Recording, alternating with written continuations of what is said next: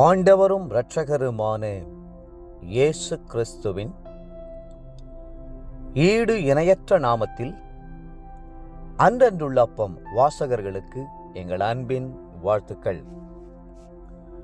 2025 ஆண்டு பிப்ரவரி மாதம் 15ஆம் தேதி சனிக்கிழமைக்குரிய தின தியானம். இன்றைய தலைப்பு துக்கங்கள். ஏசாயா 53:4 சொல்கிறது, மெய்யாகவே அவர் நம்முடைய பாடுகளை ஏற்றுக்கொண்டு நம்முடைய துக்கங்களை சுமந்தார். நாமோ அவர் தேவனால் அடிபட்டு வாதிக்கப்பட்டு சிறுமைப்பட்டவர் என்று எண்ணினோம். வாழ்க்கையின் மகிழ்ச்சியை பங்கு போட பலர் வருவார்கள். செல்வங்களை பங்கு போடவும் அநேகர் ஓடி வருவார்கள். புகழும் அந்தஸ்தும் பெற்று நாம் உயரும்போது நம்மை ஒட்டிக்கொள்ள விரும்புகிறவர்கள் ஏராளம் உண்டு. ஆனால் பாடுகளையும் துக்கங்களையும் தரித்திரத்தையும் பகிர்ந்து கொள்ள யாருண்டு? ஒரே ஒருவர்தான் உண்டு. அவர்தான் இயேசு கிறிஸ்து. அவரே நமக்காக பரலோக மேன்மையை துறந்து பூமிக்கு இறங்கி வந்தவர். ராஜாதி ராஜாவின் பிள்ளையாக இருப்பதை விட்டுவிட்டு அடிமையின் ரூபம் எடுத்தவர்.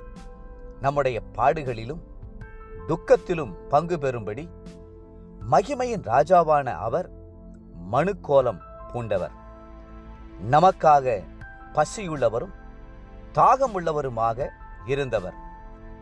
நாம் ஒவ்வொருவரும் இந்த பூமியிலே எந்த பாடுகளின் வழியாக கடந்து போகிறோமோ அதையெல்லாம் அவர் ருசி பார்த்தார். நம்மைப் போல பாடுள்ள மனுஷனானார். மட்டுமல்ல, நமக்காக அவர் முள்முடி சூட்டப்பட்டு நமக்காக சிலுவையை சுமந்தார். நம்முடைய கவலைகள் இன்னதென்று அவர் அறிவார். நம் வாழ்வில் தோன்றும் பாடுகளும் துக்கங்களும் நம்முடைய உள்ளத்தை ஒடுக்கி விடுகின்றன அல்லவா? மனுஷனுடைய இருதயத்துள்ள கவலை அதை ஒடுக்கும் என்று நீதிமொழிகள் 12:25 வாசிக்கிறோம். பட்டய குத்துக்களைப் போல பேசுகிற வார்த்தைகள் நம்முடைய இருதயத்தில் இரத்தம் வழியச் செய்கிறது அல்லவா? நீதிமொழிகள் 12:12. கபடு செய்யும் நாவு தீட்டப்பட்ட சவரகன் கத்தியைப் போல் இருக்கிறது என்று வேதம் சொல்லுகிறதல்லவா? 52ஆம் சங்கீதம் 2ஆம் வசனம். இந்த பாடுகளில் இயேசுவும் பங்கு கொண்டிருக்கிறார். பாடுகளின் நடுவே துக்கங்களின் ஊடே கடந்து செல்லும் நமக்கு காயங்கள் வரும் என்பதை முன்னறிந்த இயேசு நமக்காக தம் இருதயத்திலும் உடலிலும் காயங்களை காரணமே இன்றி சுமந்தார். வேதனையை பொறுமையோடு சகித்தார். தேவப்பிள்ளைகளே, நீங்கள் பாடுகளின் வழியாக கடந்து செல்கிறீர்களோ, துக்கத்தின் வழியாக கடந்து செல்கிறீர்களோ, அருமை ஆத்தும நேசரின் 5 காயங்களையும் தியானித்து பாருங்கள். உங்களுடைய எல்லா நெருக்கங்களிலும் அவரும் உங்களோடு கூட நெருக்கப்படுகிறார் என்பதையும், அவர் உங்கள் ஒவ்வொரு துயரத்திலும் பங்கேற்கிறார் என்பதையும் மறந்து போகாதேயுங்கள். ஏசாயா 53ஆம் அதிகாரத்தை வாசிக்கும் போதெல்லாம் நம்முடைய துக்கங்களை, நம்முடைய பாடுகளை சுமந்த கர்த்தரை நம்முடைய உள்ளம் துதிக்கட்டும்.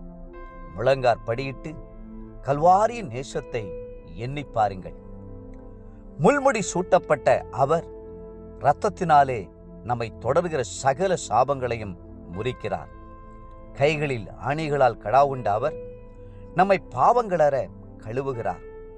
கால்களிலே இரத்தம் பீரிடும்படி சிதைக்கப்பட்ட அவர் சாத்தானின் சகல வல்லமைகளையும் அழித்து நமக்கு ஜெயத்தை தருகிறார்.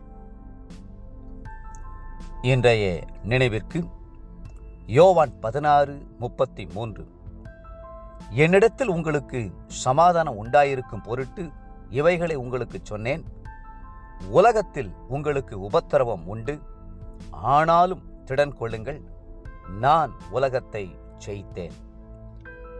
இன்றைய வேத வாசிப்பு காலை லேவியராகமம் 17 மற்றும் 18ஆம் அதிகாரங்கள். மாலை மத்தேயு 27 அதிகாரம் 27 50 முடிய.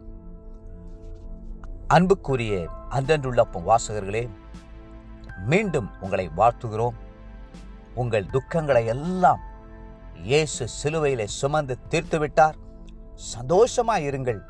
கர்த்தர் தாமே உங்களை ஆசீர்வதித்து மென்மேலும் உயர்த்துவாராக. ஆமென்.